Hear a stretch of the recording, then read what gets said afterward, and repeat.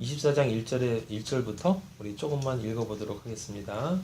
예, 이게 유명한 성경이에요. 여기 많은 사람들이 이제 종말과 관련돼서 요즘에 얘기가 많지 않습니까? 우리 데살로니가서 할 때 조금 봤는데 다시 한번 예수께서 성전에서 나와서 가실 때에 제자들이 성전 건물들을 가리켜 보이려고 나오니 대답하여 가라사대 너희가 이 모든 것을 보지 못하느냐 내가 진실로 너희에게 이르노니 돌 하나도 돌 위에 남지 않고 다 무너뜨리리라. 네, 여기 돌 하나도 돌 위에 남지 않고가 무서워로 나왔어요. 위에서 황폐해진다고 나왔죠. 황폐해진다고. 황폐해진다는 말이 나왔어요. 황폐해진다는 말은 다니엘서 29장에 나옵니다. 다니엘서에 나와요. 전부 다 그렇게 나와요. 네, 그 다음에 예수께서 감람산 위에 앉으셨을 때 제자들이 조용히 와서 이르되 우리에게 이르소서 어느 때에 이런 일이 있겠사오며 또 주의 임하심과 세상 끝에는 무슨 징조가 있사오리까. 지금 두 가지 질문했다는 걸 기억하셔야 돼요. 어느 때에 이런 일이 있겠사오며가 첫 번째 질문이고 또 주의 임하심과 세상 끝에는 무슨 징조가 있사오리까 두 번째 질문이에요. 서로 다른 질문을 하고 있는데 앞에 질문은 예루살렘 성전이 어느 때에 무너지겠습니까? 라는 질문이고 두 번째 질문은 종말에 대한 징조가 뭡니까? 라고 질문을 두 가지를 서로 다른 질문을 했는데 예수님은 그걸 같이 얘기를 해주세요. 이제 보세요. 예수께서 대답하여 가라사대 너희가 사람의 미혹을 받지 않도록 주의하라. 네, 첫 번째가 미혹이에요. 미혹. 네. 계속 많은 사람들이 내 이름으로 와서 이르되 나는 그리스도라 하여 많은 사람이 미혹하게 하리라. 난리와 난리 소문을 듣겠으나 너희는 상과 두려워 말라. 이런 일이 있어야 하되 끝은 아직 아니니라. 예, 난리와 난리 소문이 이제 두 번째고 예수님 말씀하신 게 7절 민족이 민족을 나라가 나라를 대적하여 일어나겠고 세 번째 그 다음에 서서히 기근과 지진이 있으리니 이 모든 것이 재난의 시작입니다. 예, 네 가지가 있으면 이제 재난의 시작이라고 했습니다. 그 다음에 9절 그때 사람들이 너희를 환란에 넘겨주겠으며 너희를 죽이리니 너희가 내 이름을 위하여 모든 민족에게 미움을 받으리라.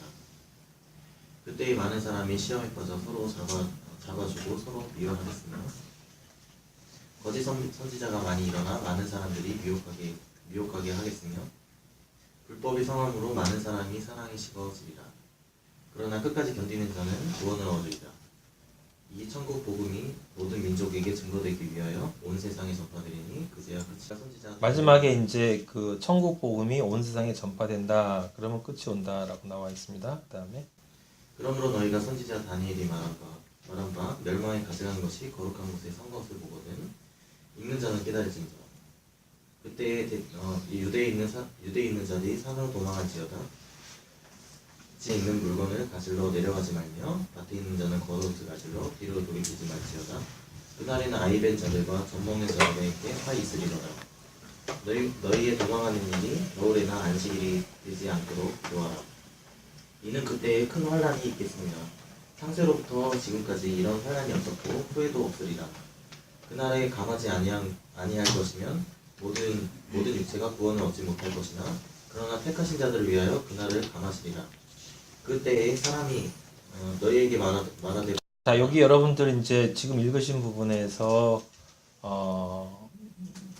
설명은 이제 조금 이따 드릴 거고 거기 주의 깊게 보셔야 될 게 이제 큰 환란이라고 하는 단어의 21절에 큰 환란 그 위에 이제 아이벤 자들과 젖먹는 자들 그 다음에 겉옷 가진 자들 이게 설명이 있다라는 거 좀 보시고 그 다음에 중요한 건 환란을 우리 아버지가 감하셨대요. 그날들을 감하셨다.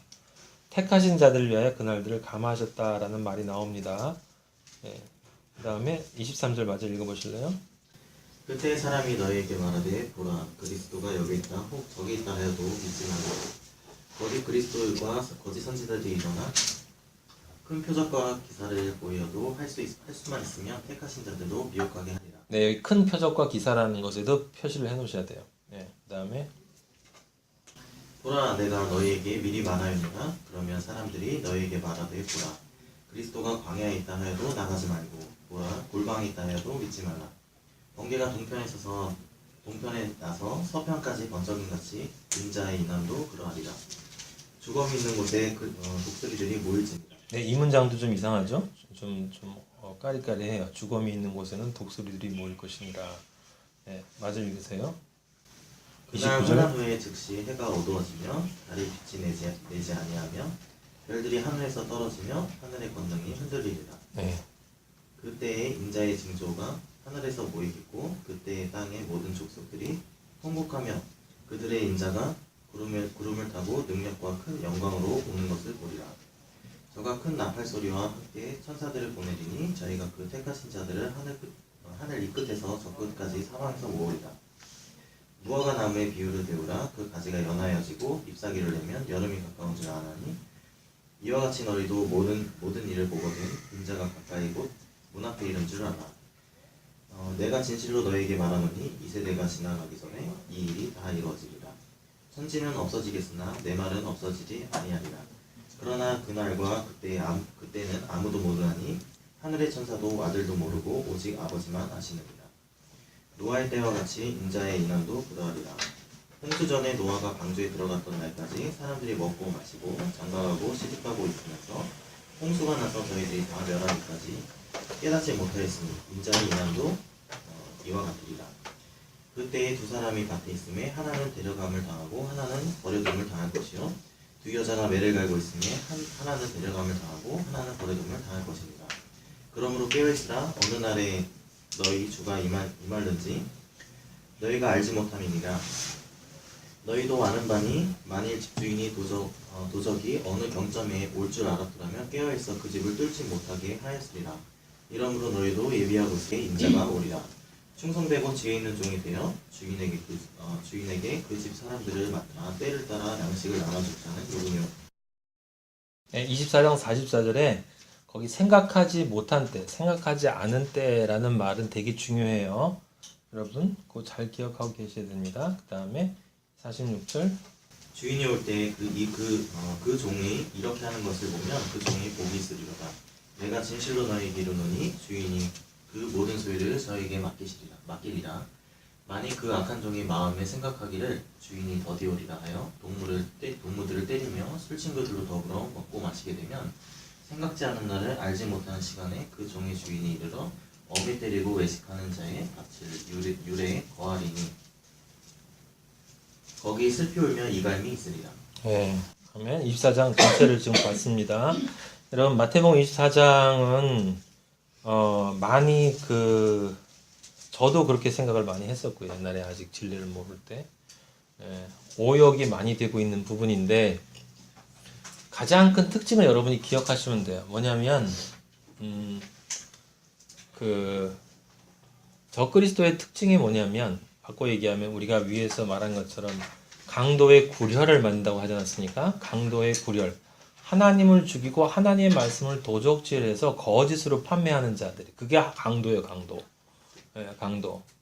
그 강도인데 그래서 강도가 둘이 매달리는 겁니다. 그런데 그럼 그 강도 말고 밑에는 누가 있어요? 자, 여기 십자가가 3개 매달려 있습니다. 3개 서 있어요. 밖에 있습니다. 그리고 여기 예수 그리스도가 지금 달리셨고 여기 우리가 볼 때 이제 오른쪽 왼쪽 이렇게 돼 있어요. 이 오른쪽은 오른쪽이고 여기는 잘못된 쪽, wrong side. 그리고 여기 이렇게 있습니다. 여기 여러분 잘 보셔야 되는 건 십자가의 골고다산의 장면을 딱 보면 이게 굉장히 중요한 건데 세 종류의 사람이 있다는 걸 알 수 있어요. 첫째는 십자가에 달린 그리스도를 바라만 보고 있는 사람들이에요. 골고다 언덕까지 따라왔어도 십자가에 달리지를 않아요. 함께. 그 밑에 울고 슬퍼하고 이렇게 하는 사람들도 있지만 여기 있는 사람들이 전부 다 이 십자가와는 관계가 없이 분리되어 있어요. 그들이 첫 번째 부류예요. 그러니까 우리가 지금 생각해 보면 그게 영적으로 따지면 어떤 사람들이냐면 세상 사람들이에요. 그러니까 예수님에 대해서 전혀 관심이 없어. 그러니까 사실은 처음부터 거기 올라갈 생각이 전혀 없어요. 그냥 저주받은 자가 달렸을 거라고 생각을 하거나 아니면 그냥 인간적으로 불쌍하다고 생각하거나 그렇게 쳐다보고 있거나 아니면 비웃거나 조롱하거나 실제로는 자기들 빨리 가서 자기들 사는 삶에 대해서 관심을 갖는 정도다라고 하는 거죠. 우리가 생각해 보면, 아니 설마 마리아도 그랬을까요? 이제 영적인 관점에서 이 부분의 장면을 해석을 하면 그렇다는 거예요. 왜? 왜냐하면 갈라디아서 2장에 나오는 것처럼 십자가에 달려 그리스도와 연합되지 않으면 뭐 아무 소용이 없어요. 두 번째 부류는 바로 이 두 사람이라고요. 이 두 사람. 이 두 사람은 십자가인 예수 그리스도와 함께 연합하기 위해서 함께 십자가를 달고 올라왔어요. 그들은 어떤 사람들입니까? 자기들이 죄인임이 드러난 자들이에요. 그리고 본인도 알아. 내가 죄인이라는 걸. 밑에 있는 사람들은 자기들이 죄인이라고 생각하지 않아요.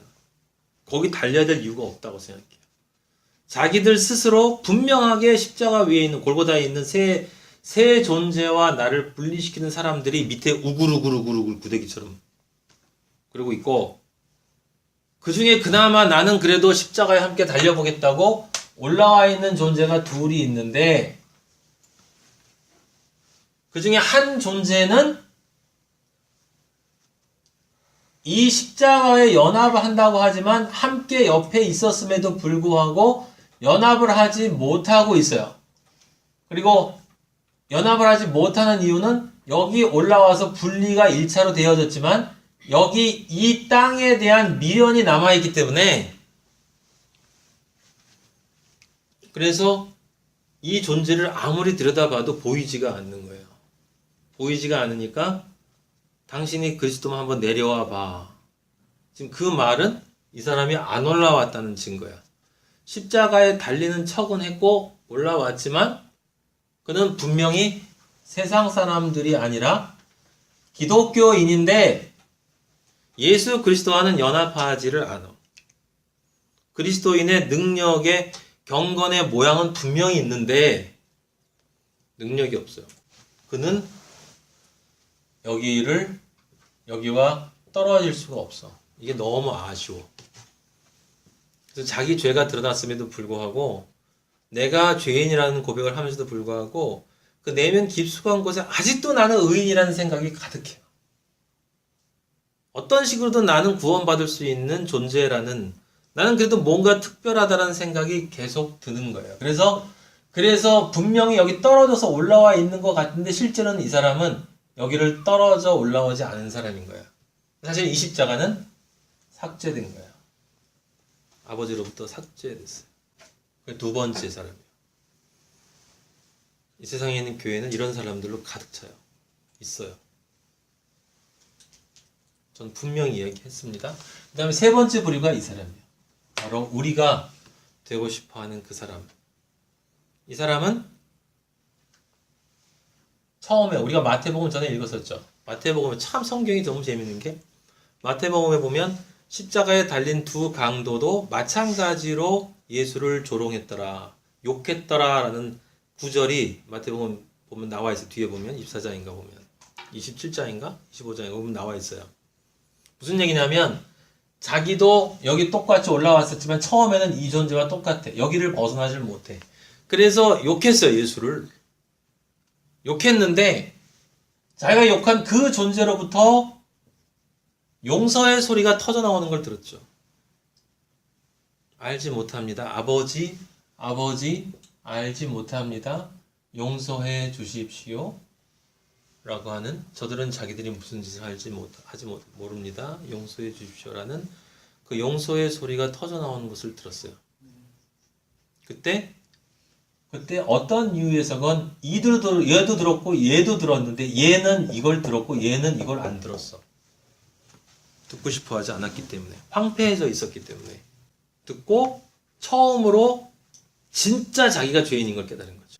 저렇게 달려있는 저 존재의 입에서 터져나오는 아무것도 아닌 것 같은 저 초라한 피투성이가 된 인간의 속에서 입술로 해서 터져나오는 그 소리 안에서 이 사람은 뭘 들은 거냐면 영적인 권위의 진리의 선포를 들은 거예요. 저 사람은 용서를 해줄 수 있는 존재구나. 용서하기 위해서 온 존재구나. 어떻게 깨달았을까? 몰라요. 그의 영이 그것에 대한 그리움이 있었겠죠. 간 사람이. 그러니까 듣고 싶었기 때문에 듣는 거예요. 그럼 누구나 다 제가 말씀드렸지 않습니까? 자신이 원하는 것만 얻게 된다고. 인간은 누구나 자신이 원하는 것을 얻어요. 그래서 아버지 만나면 핑계 댈 수가 없어. 우리 입으로 아버지 앞에서 사실은 죄송해요. 아버지 제가 세상을 원했어요. 수천 번 수만 번 아버지를 외치고 아버지를 찬양하고 했었지만 내 마음은 이 십자가에 이 십자가 땅에서 떠 있는 여기에 관심이 있는 게 아니라 이 땅에 박혀 있는 이 부분에 관심이 있었기 때문에 꽉 받고 안 떨어지려고 들어도 들을 땐 그런 것 같은데 또 지나가면 이건 가짜를 들으면은 뭐 그럴 수 있다고 그러지만 진짜 진리를 들어도 그게 진리인지 아닌지 삶이 1년을 들어도 안 변하고 2년을 들어도 안 변하고 이 세 번째 사람은 안 그랬어요. 그 소리를 들었고 그는 다른 거 요청한 거 아무것도 없잖아요. 나를 기억만 해주세요. 근데 무엇을 알고 있었어요? 예수 그리스도가 천국으로 갈 거라는 걸 알고 있었어요. 용서해주는 존재로서 그곳에 가는 존재고 그리고 나를 데려갈 수 있는 존재라는 걸 알았단 말이에요. 그래서 기억해달라고 그런 거예요. 그리고 어떻게 했습니까? 그 다음 게 중요한 거예요, 여러분. 이 지금 첫 번째 단계인 이 땅에서 여기 딱 붙이고 떨어질 수 없어요 하는 인간들 바글바글 거리는데 거기에서 1차적으로 여기서 떨어진 다음에 단순한 기독교인에서 머물러 있는 게 아니라 그는 이제 이 십자가 삭제되는 게 아니라 이 십자가를 버리고 자기 십자가를 버리고 여기에서 일로 건너뛰어서 예수와 연합해 버렸어. 그래서 이 십자가는 어떻게 했어요? 사라져 버렸어. 그럼 골고다 산의 십자가는 몇 개? 하나. 골고다 산의 십자가는 하나밖에 없어요. 하나는 삭제돼 사라졌고 하나는 예수 그리스도와 연합되어져 사라졌어요. 세상과 분리된 존재는 예수 그리스도밖에 없어요. 세상과 분리된 존재는 예수 그리스도인밖에 없어요. 예수 그리스도와 연합되지 않으면 모든 게 다 꽝이에요. 뭐 별 난리를 다 떨어도 소용이 없어. 평생을 소용없어요. 어떻게 그런데 그럴 수가 있습니까? 당연하죠. 진리는 무엇을 하는 게 아니라 어떤 존재가 되어지느냐 중요합니다. 존재론적인 문제이기 때문에 행위론적 문제가 아니라 근데 우리는 존재가 바뀌기 싫으니까 행위만 하고 싶은 거야. 행위만 몇 개 보이고 남보다 더 할 수 있는 걸 몇십 개 더 보인 다음에 그 행위에 대한 대가까지 챙겨버리면서 내 존재는 안 바뀌려고 한다니까. 그래서 뱀들아 독사의 새끼들아 그런 거예요. 얼마나 교활한지 상상을 초월할 정도로 교활해요. 우리 인간이 자존심 다 챙기면서. 자, 마태복음 24장 1절 보시면 성전 건물들을 제가 지금 여러분들이 지금 이 말씀을 제가 조금 전에 말씀드렸죠. 이 세상에 있는 가짜들은 100% 이 말씀을 종말에 대한 모든 것을 다 어떠한 것을 통해서 또는 어떠한 것을 근거로 설명하냐면 전부 보이는 것을 통해 설명한다는 걸 여러분 잊지 마세요. 전부 보이는 것을 통해서 증거를 들이대고 보이는 것을 통해서 설명해요. 그래서 지금 여기 나와 있는 것처럼 난리와 난리가 있다. 지진이 일어나고 있다. 1, 2차 세계대전이 일어났다. 민족 간의 전쟁이 있다. 그 다음에 하늘에서 무슨 어디 미국의 어떤 별이 떨어졌다. 전부 보이는 것. 베리칩이 만들어진다. 이제 다 그렇게 될 거다. 사람들이 다 받을 거다. 이스라엘의 성전이 세워질 거다. 눈에 보이는 성전이 세워질 거다. 중동과 이스라엘 전쟁이 시작될 거다. 중국이 쳐들어올 거다. 뭐 이렇게 전부 보이는 걸로 설명해요. 왜 그런지 아세요? 땅에서 떨어지기 싫어하기 때문에. 땅에서 떨어지기 싫어하기 때문에. 전부 가짜예요. 전부 가짜예요. 저 분명히 말씀드렸습니다. 전부 가짜예요. 영의 진리는 그렇게 보이는 것을 통해서 설명되어지는 게 아니에요. 여기 이 구절이 그래서 24장 1절부터 지금 쭉 나와 있는 이것을 보통 이제 가장 심각한 사람들은 세대주의자들인데 말씀대로 해석한다 그러면서 지금 요즘에 일어나는 사건들을 통해서 이걸 갖다 맞추는 거예요. 근데 뭐 그럴듯해요. 굉장히 그럴듯합니다. 그럴듯하니까 당연히 사람들이 따라가요. 왜? 당연히 사람들은 눈에 보이는 걸 따라가기 때문에. 그래서 예수님이 말씀하셨어요. 유대인은 무엇을 구한다? 표적을 구한다. 표적을 구한다. 헬라인은 무엇을 구한다? 지혜를 구한다. 지식을 구한다. 그럼 유대인은 뭐고 헬라인은 뭐예요? 세상에 있는 우리 지금 우리 세상에 살고 있는 그리스도인이라고 이야기하지만 행위론적으로 율법적으로 살아가는 모든 사람들은 다 뭘 구냐면 표적을 구해요. 표적. 그래서 신비한 뭘 구해요. 눈에 보이는 뭔가 저 사람은 하나님하고 말이 통했나 봐. 와, 저 사람은 신비한 기적이 나타났네. 신비한 것을 미리 봤네. 뭐 대화를 했네. 뭐 이렇게 났네. 이러면서 늘 표적을 찾아. 표적을. 그게 누군데요? 그게 기독교인들이에요. 제가 생각하기에는 기독교인들 치고 실제로 누군가 나타나서 그럴듯한 표적을 들이대는데 싫다고 할 사람도 별로 없어요. 헬라인들은 뭐? 지혜를 찾아. 지식. 그 사람들은 성경을 깊이 공부하고 지식적인 측면으로 접근하고 많이 아는 것을 좋아합니다. 교회에 나가면 보통 두 부류죠. 그렇게. 행위론적인 사람, 지식적인 사람. 근데 아버지는 뭐라고 하냐면 행위도 아니고 지식도 아니래. 뭐래요? 존재래, 존재. 그래서 여기 지금 이 24장에 있는 이 말이 여러분들 이 말을 근거로 여러분 많이 들어봤을 거예요. 무슨 7년 대환란이니 뭐 휴거니. 예? 제가 성경에 아버지가 저한테 알려주신 진리에 따르면 휴거라고 불리워지는 거나 7년 대환란 전부 다 가짜예요. 거기 말하는 그대로. 7년 대환란 7자라고 하는 숫자는 아버지의 완전 숫자지 인간의 7년이 아니에요. 아버지는 인간의 시간에 관심이 없어요.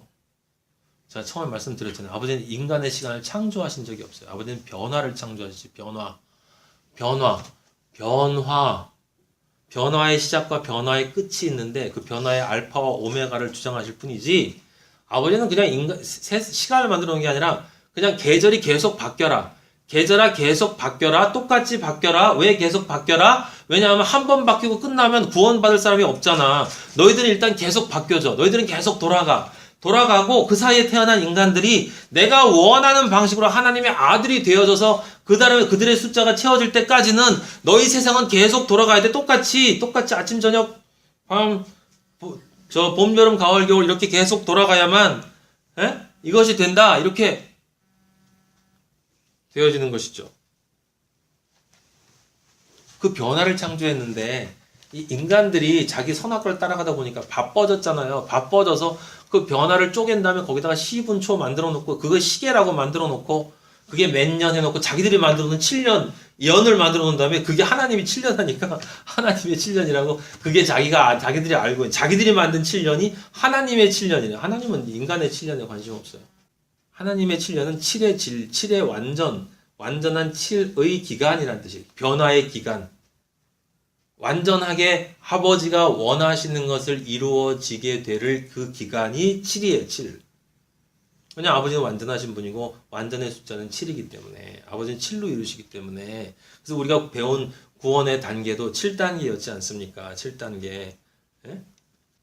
휴거, 우리가 들려 올라. 그게 이제 데살로니가에서 제가 전에 말씀드렸죠.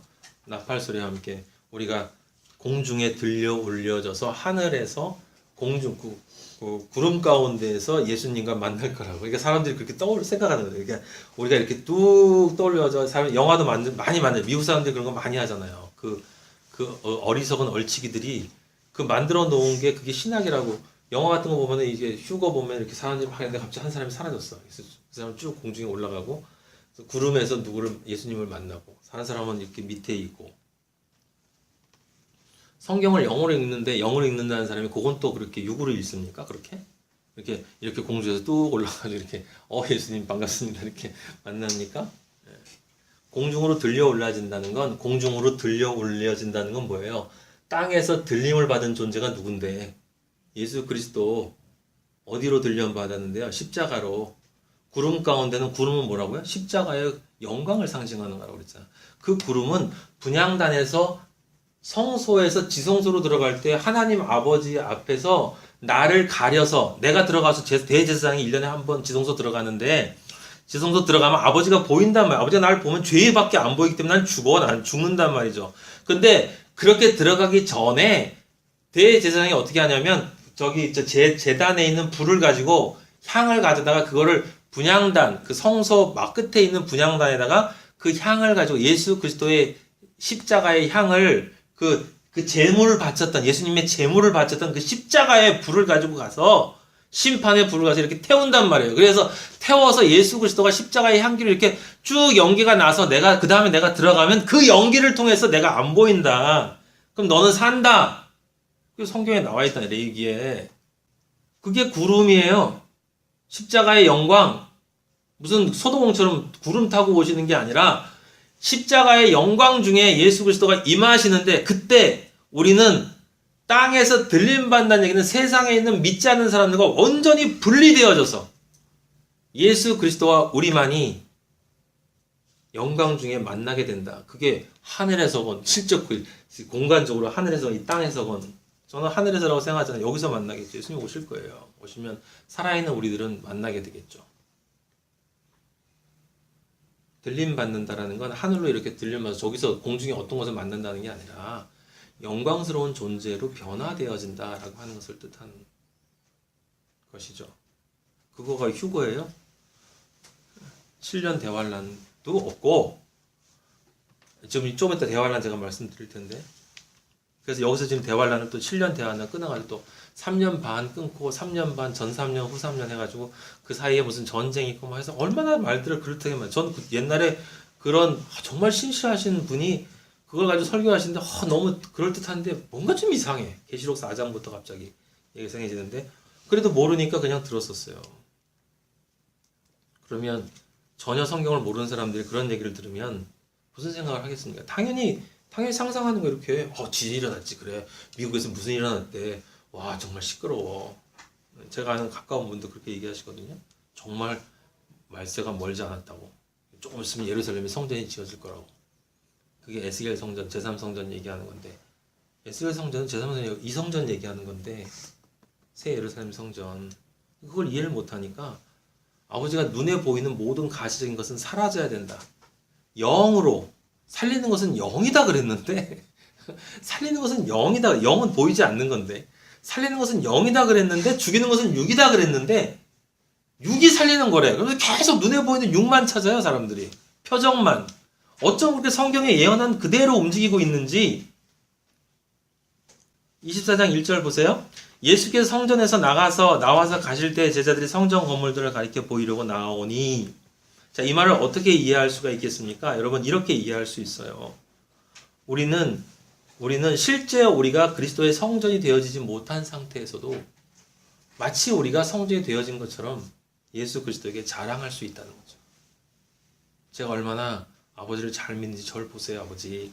제 안에 있는 성전 이렇게 너무 영화롭지 않습니까? 라고 얘기할 수 있다는 거. 지금 그 앞에 23장에서 계속 이어지는 거예요 여러분. 예루살렘아 예루살렘아 그것과 같이 이어지는 거지 않습니까? 그게 예수님이 얘기하죠. 이 모든 것을 보지 못해. 왜 예수님이 이 모든 것을 보지 못하느냐라고 이 성전을 보지 못하느냐? 모든 것을 보지 못하냐? 너 진짜 이 진리 돌아가는 걸 모르니? 내가 진실로 너에게 말하는데 돌 하나도 돌 위에 남지 않고 다 무너져. 다 황폐해져. 너의 마음밭이 완전히 황폐해져.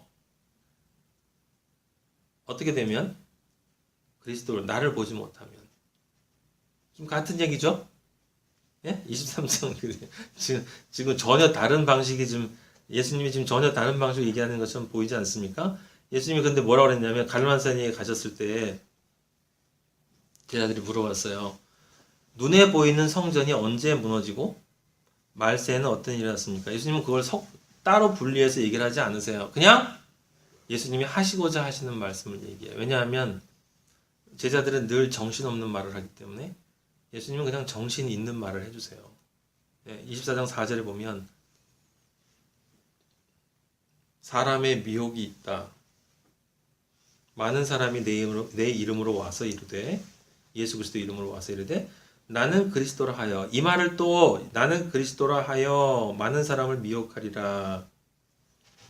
우리는 눈에 보이는 가시적인 이단들을 잘 알아요. 예.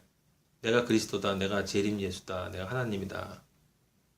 예수님이 지금 그 사람들을 얘기하는 거라고 생각하면 여러분 오산이에요. 내 이름으로 와서 이르되 나는 그리스도라 하여 많은 사람을 미혹하리라 라고 하는 것을 다른 말로 해석을 해보면 그리스도는 또 누구예요? 우리가 무엇이 되는 겁니까? 우리가 그리스도가 되는 거예요. 그러면 그리스도라는 건 그리스도인과 같은 이야기가 되는 것이고 조금 다른 말로 바꿔서 얘기하면 그리스도라 하여 라고 하는 말은 내가 이야기하는 이 말이 진짜 그리스도에 대한 이야기다 라고 하는 것이에요. 그게 내가 그리스도라 하여 라는 말이 그 말이에요. 내가 지금 예수 그리스도에 대해서 하는 말입니다. 왜 그 말이 예수 그리스도죠? 왜냐하면 예수 그리스도가 뭐예요? 말씀. 말씀. 그러니까 내 말이 성경에 있는 진짜 진리입니다 라고 이야기를 하면 그게 무슨 말이 되는 거야? 내 말이 예수 그리스도라고 하는 것이 내가 지금 예수 그리스도를 내 입에서 내뿜는다 라는 이야기고 그 예수 그리스도가 나에게서 나왔으니까 그럼 뭐라는 소리예요? 내가 예수 그리스도라는 소리지. 이걸 아주 순박하게 내가 재림 예수야, 내가 하나님이야 라고 얘기하는 그런 촌스러운 이 밑에 골고다 밑에도 저 구석에서 아버지가 사실 관심도 없어. 그 인간들은 알곡과 가라지로 나중에 구분될 그 가치조차 없어. 왜냐면 이미 스스로 자신들이 뭐 밝히고 나와 있는 건데. 그런데 이 인간들을 이야기하면서 진짜 이단들이 자기들을 싹 교묘하게 감추거든. 우린 진짜죠, 아버지. 우리는요, 우리가 당신이라고 얘기한 적이 없어요. 우리는 그냥 죄인이라고 얘기합니다. 근데 이제 예수님을 잘 믿으니까 우리가 원하는 거 좀 주세요. 미혹이라는 것은 어디서 오냐면 요한일서에서 우리가 보지 않았습니까? 이 미혹, 적그리스도, 유혹이라고 하는 것은 시간이 따로 없어요. 언제나 있어 왔어요.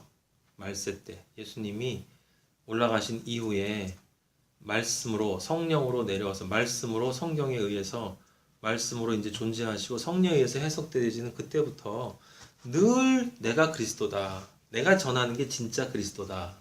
내 입에서 나오는 말이 진짜 그리스도다. 진짜 진리다. 라는 많은 사람들이 무수히 나왔단 말이에요. 늘 있어 왔어요. 그리고 어떤 의미에서 바라보면 제가 이거 굉장히 위험한 소리지만 마틴 루터도 제가 여러분들에게 말씀드린 대로 잘못 전했단 말이에요. 잘못 전했는지 아니면 잘못 오해돼서 와전됐는지 그건 문제가 되지만 어쨌든 실족해 했어요. 엄청나게 큰 실족이 이루어졌죠. 믿기만 하면 구원받는다. 근데 그건 믿는 마음으로만 이해를 했으니까 믿는 마음으로만 의인은 오직 믿음으로 말미암아 산다라고 했는데 산다라는 말은 쏙 빠지고 의인은 오직 믿음으로 이 말만 딱 그래서 오직 믿음으로 솔라 피데라는 말만 딱 집어넣고 그 뒤에 산다라는 리베라는 말은 없고 그 다음에 난리와 난리의 소문을 듣겠다라고 하는 말이 나오지 않습니까? 첫 번째 미혹은 그래서 내 바깥에서 오는 미혹이 있고 내 안에서 오는 미혹이 있고요. 난리와 난리의 소문을 듣겠으나 삼가 두려워하지 말라. 이 난리와 난리라고 하는 것도 여러분 물리적으로 세상에서 무슨 난리가 났다, 물난리가 났다 뭐 이런 이야기를로만 생각하시면 안 되고 모든 것은 다 육적인 것과 혼적인 것과 영적인 것이 있다는 것을 늘 기억하셔야 돼요. 그러니까 이 난리와 난리도 영적인 난리를 이야기한다라고 생각하시면 돼요. 예, 영적인 난리라는 것은 무엇입니까? 사람들이 왜 기독교가 이 모양이야? 이게 난리 났어. 종교인들이 세상 사람들보다 못해. 어떡하지? 자식을 뭐 죽였대. 뭐 그 사람이 뭐 목사래. 이 난리를 여러분 어떻게 생각하셨어요? 무슨 물난리, 무슨 뭐 이런 난리로 사람들은 생각을 하죠. 영적인 난리가 진짜 문제인 거죠. 영적인 난리는 뭡니까? 난리와 난리 소문이라는 건 종교가 타락한다는 거예요. 종교가 타락한다는 거죠. 근데 이때 종교가 타락한다는 이 소문은 단순히 종교가 비도덕적이 된다는 것이 아니라 오히려 종교가 비도덕적이 된다는 것만 걱정하고 있다는 게 난리예요. 다시 한번 말씀드립니다. 종교가 비도덕적이고 불법적이 되는 게 난리가 아니라요. 진리라고 믿는 신앙이 종교의 도덕성과 종교의 법치적인 그런 부분들, 세상적인 것들, 가지적인 종교적인 부분들을 걱정하고 있는 그 상태가 난리인 거예요, 여러분. 난리. 요즘에 제일 큰 난리는 뭡니까? 그건 모든 종교에 구원이 있다라고 하는 거예요. 이런 일이 있어야 돼? 끝은 아니다. 24장 7절. 민족이 민족을 나라가 나라를 대적하여 하고 곳곳에 기근과 지진이 있으리니. 여러분, 민족이 민족을 나라와 나라를 대적하여 말세에 일어난대요. 여러분, 민족과 민족이 서로 싸우고 나라가 나라가 싸운 건 단 한 번도 지구가 탄생한 이래 멈춘 적이 없어요. 언제 민족과 민족, 나라가 나라가 싸우지 않은 적이 있습니까? 단 한 번도 없어요. 근데 예수님이 그럼 이제 이렇게 이야기하죠. 그 사람들. 와, 이게 굉장히 심각하게 나타난다. 1, 2차 세계대전 되게 큰 거 아니냐고. 물론 질적인 차이가 있긴 하지만 여기 나와 있는 것처럼 민족이 민족을 나라가 나라를 대적하여 일어나는 것은 지구가 존재한 이래 인간은 원래 그런 존재예요. 여기 민족이 뭡니까? 택하신 민족. 택하지 않는 민족. 우리는 뭐라고요? 거룩한 나라. 쟤들은 뭐? 거룩하지 않은 나라. 너희는 택하신 족속이요. 왕 같은 제사장이요. 거룩한 나라요. 그의 소유된 백성이다. 그럼 나라가 나라를 대적한다는 건 무슨 뜻이겠어요? 이 세상 나라가 우리 하늘 나라를 대적한다는 뜻이에요. 여러분. 그러면 기근과 지진이라는 것도 우리가 영적으로 해석할 수가 있는 것이에요. 그럼 무슨 뜻입니까? 기근이라는 건 말씀이 사라진다는 뜻이죠. 네. 먹을 것이 없다는 거예요. 지진, 땅이 흔들리는 거예요. 땅이 갈라지고. 무슨 땅이 갈라지고 무슨 땅이 흔들어집니까? 우리의 마음밭, 좋은 밭이어야 될 진리의 말씀을 받아서 30배, 60배, 100배의 결실을 맺어야 할 우리 좋은 땅이 무엇에 의해서?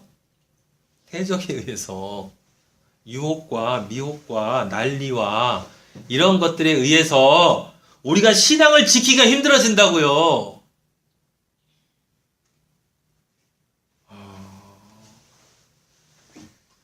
이 모든 것이 뭐라고 합니까? 재난의 시작이래요. 그때 사람들이 지금 시작됐죠, 이미. 그죠? 시작됐어요. 그때 사람들이 너희를 환란에 넘겨주겠으며 너희를 죽이리니 너희가 내 이름 때문에 모든 민족에게 미움을 받으리라. 그 뒤에 보면 큰 환란이 있어요. 가장 큰 환란. 이 환란이 점점 심해진다는 이야기죠. 그럼 환란이라는 게 뭐겠습니까? 너희를 환란에 넘겨주겠으며 우리는 이걸 떠올릴 때마다 초대교회 때 베드로를 비롯한 많은 사람들이 로마에 의해서 핍박받았던 거나 순교하거나 요즘에 저기 어디 가서 선교사님들 순교하시는 그런 것만 생각을 해요. 근데 요즘에 그런 게 어디 있어요?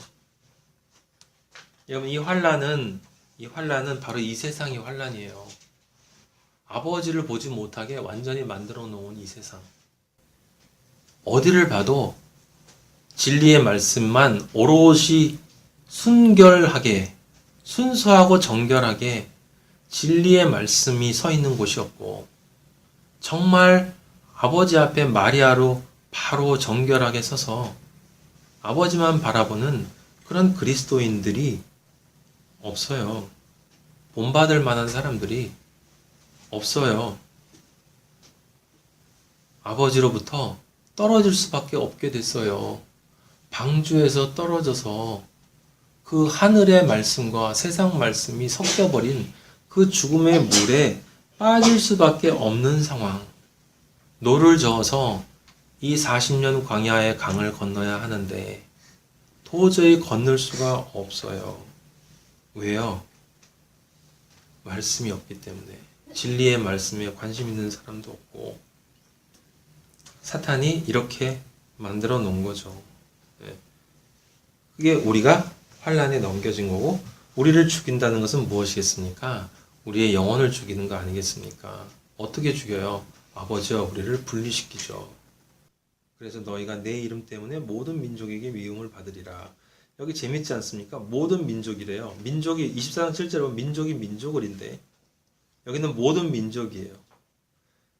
24장 7절에는 하나님을 믿는 하나님의 민족, 하나님의 백성이 있고 사탄의 백성이 있는데 지금 모든 민족이 미움을 받는다는 얘기는 사실은 다 사탄에게 넘어갔다는 뜻이에요. 다. 그리스도인이 진짜 적다는 이야기죠.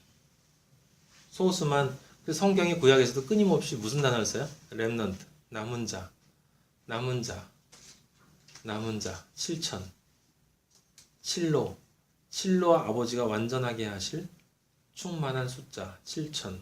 몇 명인지 우리는 몰라요. 아버지 나라에 사실은 굉장히 많다라고 성경에 쓰여 있으니까 너무나 다행이죠.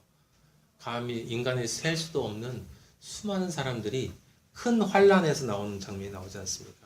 14만 4천에 대한 이야기가 나오고 참 거기도 계시록 거기도 사람들이 참 잘못 읽는데 14만 4천을 이야기하는 장면을 보면 이스라엘의 12지파 이야기하고 12지파에서 12,000명씩 이렇게 쭉 해서 14만 4천이라고 그래요. 이스라엘 12지파는 실제 구약에 나오는 12지파와 같지 않아요. 일부러 아버지가 그렇게 하신 건 그 12지파를 의미하는 게 아니다라고 하는 것이고 12로 완성되어 이스라엘이라는 진짜 교인들, 교회, 그 교회가 되기 위해서는 반드시 12이어야 되는데 내 영혼의 동서남북에 삼위일체 하나님이 각각 계셔서 3, 4, 12가 되는 존재, 진짜 그리스도인이 되어지는 존재들이 14, 4, 4천, 14만, 12, 12, 구약 12, 신약 12, 그 다음에 1000 곱해서 완전 숫자에서 14만 4천이고 그 14만 4천이 누군가를 설명하는 게 바로 그 다음 장면인데 거기에 뭐라고 써? 이 일 후에 내가 보니 성경에 그렇게 쓰여 있거든요. 그러니까 사람들이 또 세상적으로 읽는 거예요. 그러니까 숫자도 연도도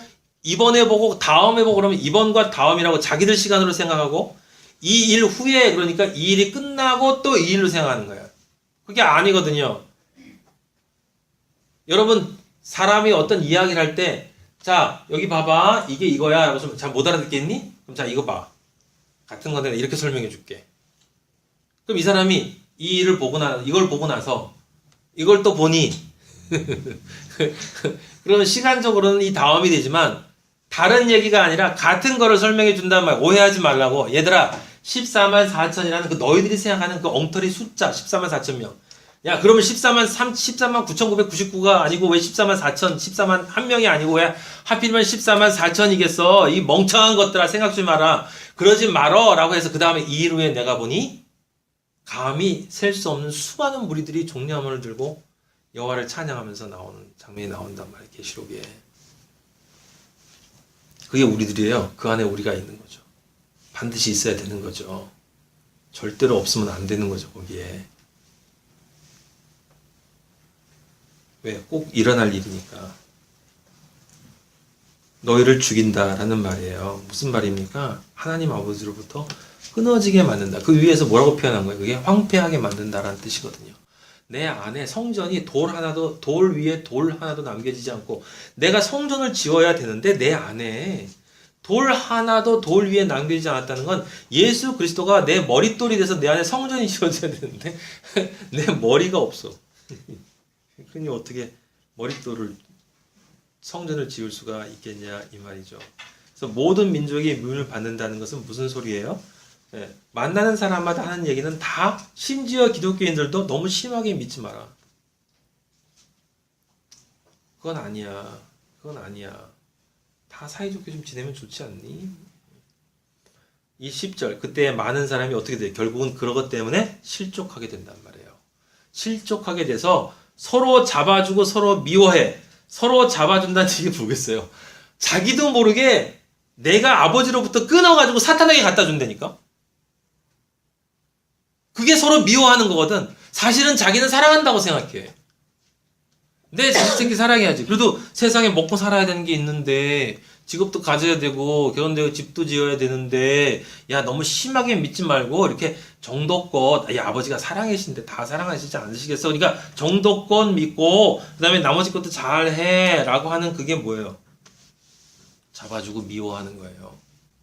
그렇게 또 부추기는 거짓 선지자가 많이 일어났는데 많이 성경에서 많이라면 엄청나게 많은 거예요. 많은 사람이래요.